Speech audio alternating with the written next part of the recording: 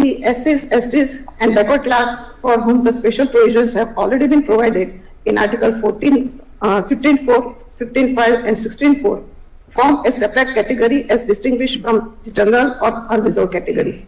They cannot be treated at par with the citizens belonging to the general or unreserved category. The impugned amendment creates a separate class of EWS from the general or unreserved class without affecting the special rights of reservations provided to the SCs, STs and SCBCs. Therefore, the exclusion from the newly created class for the benefit of EWS in the impugned amendment cannot be said to be discriminatory or violative of Equality Code. Such amendment could certainly not be termed as shocking, unconscionable or unscrupulous travesty of quintessence of equal justice as sought to be submitted by learned counsels for the petitioners. The sum and substance is that the limitations that is substantive or procedural imposed on the exercise of constituent power of the state under Article 368 could not be said by any stretch of imagination to have been disregarded by the Parliament. Neither the procedural limitation, that is the mode of exercise of amending power, has been disregarded, nor substantive limitation, that is the restricted field, has been disregarded, which otherwise would invalidate the impugned amendment. What is visualized in the preamble and what is permissible, both in Part 3 and Part 4 of the Constitution, could not be said to be violative of the basic structure or basic feature of the Constitution. In absence of any obliteration of any of the constitutional provisions and in absence of any alteration or destruction in the existing structure of Equality Code or the basic structure of the Constitution, neither the width test nor the identity test as propounded in Keshwanan could be said to have been violated in the impugned amendment. Accordingly, the challenge to the constitutional validity of 103rd Amendment fails and the validity thereof is upheld.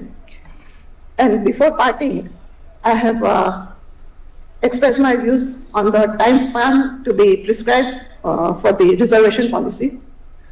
I have quoted the observations made by the Constitution Bench in A.C. Vasant Kumar, observations of Justice D.A. Desai, Justice Venkatramaiah, Justice Chandrachud as he then was, and also in case of Ashok Kumar. And at the end, I said, what was envisioned by the framers of the Constitution, what was proposed by the Constitution Bench in 1985, and what was sought to be achieved on the completion of 50 years of the advent of the Constitution, that is, the policy of reservation must have a time span, has still not been achieved even till this day, that is, till the completion of 75 years of our independence. It cannot be gainsaid that the age-old caste system in India was responsible for the origination of this reservation system in the country. It was introduced to correct the historical injustice faced by the persons belonging to the SCs, STs and other backward classes, and to provide them a level playing field to compete with the persons belonging to the forward classes. However, at the end of 75 years of our independence, we need to revisit the system of reservation in the larger interest of the society as a whole, as a step forward towards the transformative constitutionalism. Be it noted that as per Article 334 of the Constitution, the provisions of Constitution relating to the reservation of seats for SCs and STs in the House of People and in the legislative assemblies of the states would cease to have effect on the expiration of the period of 80 years from the commencement of the Constitution. The representation of Anglo-Indian community in the House of Parliament and in the legislative assemblies of the state by nomination has already ceased by virtue of 104th Amendment, that is with effect from 25th January 2020. Therefore, similar timeline, if prescribed, for the special provisions in respect of the reservations and representations provided in Article 15 and 16 of the Constitution, it would be a way forward leading to an egalitarian, casteless and classless society. Thank you so much.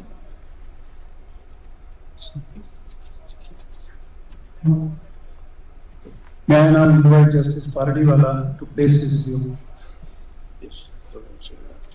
While concurring with my esteemed brother, Justice Maheshwari, and my esteemed sister, Justice Bila Trivedi, and while upholding the validity of the impugned amendment, I have thought fit to observe, I quote, thus, reservation is not an end but a means to secure social and economic justice. Reservation should not be allowed to become a vested interest. Real solution, however, lies in eliminating the causes that have led to the social, educational, and economic backwardness of the weaker sections of the community. This exercise of eliminating the causes started immediately after the independence, that is almost 7 decades back, and it still continues.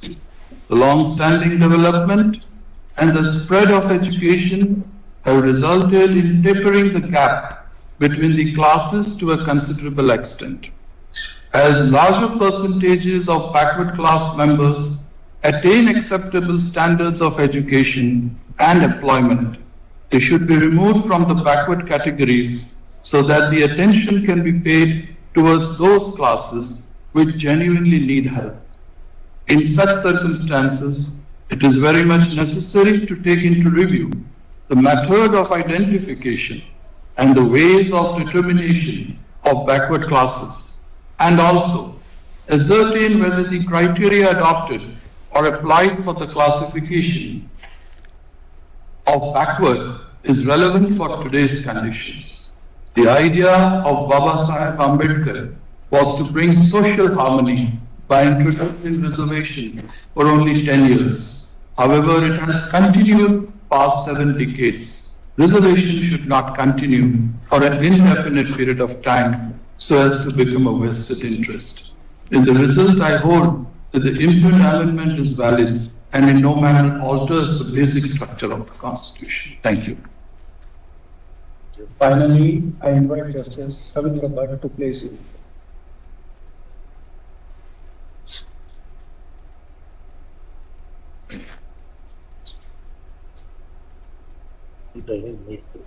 I regret my inability to concur with the views expressed by the majority opinion on the validity of the 112th Amendment on question number 3, since I feel, for reasons set out elaborately in the following opinion, that this court has for the first time in the seven decades of the Republic sanctioned an avowedly exclusionary and discriminatory principle.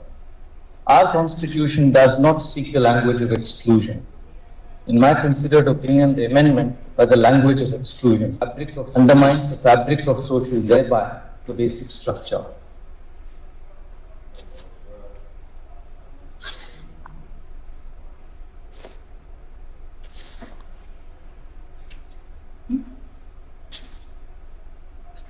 I am of the opinion that the application of the doctrine of classification, differentiating the poorest segments of societies as one segment, that is the poor beneficiaries of the privilege, and the other, the poorest who are subjected to additional disabilities due to caste stigmatization or social barrier-based discrimination, the latter being justifiably kept out of the new reservation benefit, is an exercise in deluding ourselves that those getting social and educational backwardness-based reservations are somehow more fortunate. This classification is plainly contrary to the essence of equal opportunity. If this Constitution means anything, it is that the code of Articles 15.1, 15.2, 15.4, 16.1, 16.2 and 16.4 are one indivisible whole.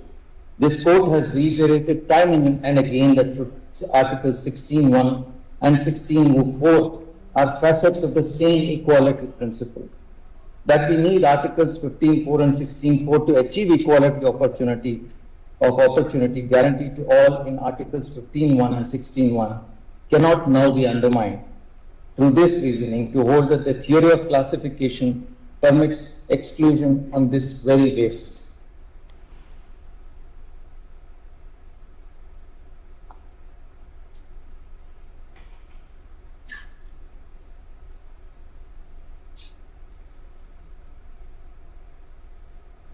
The characterization of including the poor, that is those who qualify for economic eligibility, Among those covered under Articles 15.4 and 16.4 in the new reservations under 15.6 and 16.6 as bestowing double benefit is incorrect. What is described as benefits for those covered under Articles 15.4 and 16.4 by the Union cannot be understood to be a free pass, but as a reparative and compensatory mechanism meant to level the field, whereby where they are unequal due to their social stigmatization. This exclusion violates the non-discrimination and the non-exclusionary facet of the Equality Code, which thereby violates the basic structure of the Constitution.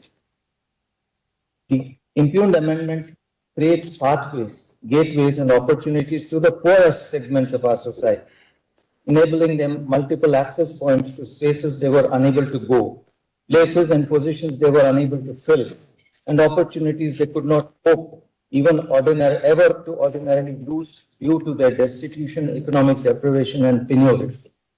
These destitution, economic deprivation, poverty are markers or intelligible differentia, forming the basis of the classification on which the impugned amendment is entirely premised.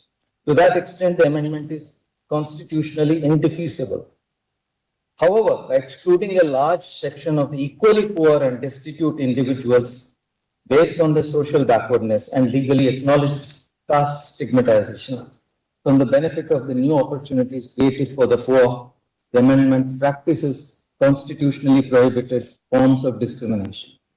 The overarching principles under Articles 15.1, 15.2, 16.1 and 16.2 is that caste-based or community-based exclusion, that is the practice of discrimination, is impermissible. Whichever way one would look at it, the Constitution is intolerant towards discrimination and untouchability in all forms and manifestations which are articulated in Articles 15.1, 15.2, 16, 17, 23, and 24. It is it prohibits exclusion based on past discriminatory practices.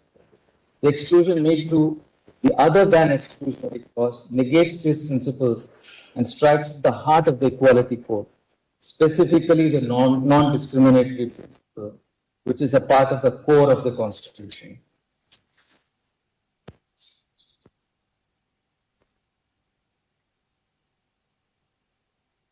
The Sinha Commission was set up.